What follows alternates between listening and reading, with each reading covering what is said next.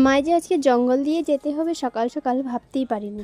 নমস্কার সবাইকে, আমি নিকিতা। আমি আমার জীবনে ছোট ছোট মুহূর্তগুলো তোমাদের সাথে শেয়ার করে থাকি। আজকে সকাল সকাল ঘুম থেকে উঠে ঘরে ছোট মোটো কাজ করে বেরিয়ে পড়লাম তৈরি হয়ে মর্নিং ওয়াকে। অ্যান্ড লুক এট মাই গরিবি বালি ড্রেস আপ। তো আমি তো ভেবেছিলাম মেন রোড দিয়ে যাব, কিন্তু মা আমাকে কোন ঘন জঙ্গল দিয়ে যে নিয়ে গেল।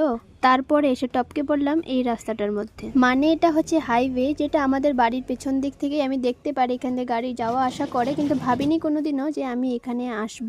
আর এখানে এসেও দেখো মার শান্তি নেই, মা রান্না করার জন্য জোগাড় করে কতগুলো খড়ি নিয়ে নিল। তো যাই হোক, মুডটা তো ফ্রেশ করেই নিয়েছিলাম। তারপর ফটাফট করে বাড়ি এসে স্নানটা করে নিয়ে ভগবানকে পুজো দিয়ে দিলাম। তারপর মার কাজে হেল্প করার জন্য এসে পড়লাম। আর দেখতে দেখতে আমার 16টা সাবস্ক্রাইবার হয়ে গেল। আমি যে ইউটিউবে ভিডিও বানাই আমার ফ্যামিলি ফ্রেন্ডস কাউকেই বলিনি, না তো কাউকে বলে আমি সাবস্ক্রাইব করিয়েছি। যেদিন 1K কমপ্লিট হয়ে যাবে, যদি হয় তাহলে আমি জানাবো বাড়িতে।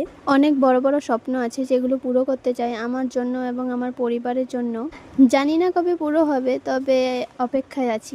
এবং আজ আমাদের বাড়িতে নিরামিষে রান্না করা হবে সয়াবিন আলুর ঝোল। তার জন্য মাকে আলুগুলো কেটে দিলাম, আর মা এখানে চুলোতে রান্না করতে বসালো, কারণ আমাদের গ্যাস শেষ হয়ে গেছে। রান্নার জন্য কিছুটা কাজ এগিয়ে দিয়ে তারপর এসে পড়লাম আমি আমার চুলটাকে ঠিক করতে। তারপরে আর ভিডিও করা হয়নি, একেবারে ভাত খাওয়ার সময় আমি ভিডিওটা করলাম। দেখেই ফেললে আজকে মেনুতে ছিল সয়াবিন আলুর ঝোল, একটা পটল ভাজা এবং ডিম আমলেট। তারপরে ঘুমিয়ে পড়েছিলাম। তারপর বিকেলবেলা উঠে দেখি আমার দাদা নদী থেকে এত বড় মাছ ধরে এনেছে। পরে আমার সব স্টুডেন্টরাও এসে পড়লো, আমি পড়াতে শুরু করলাম। আজকের জন্য এতটুকুই।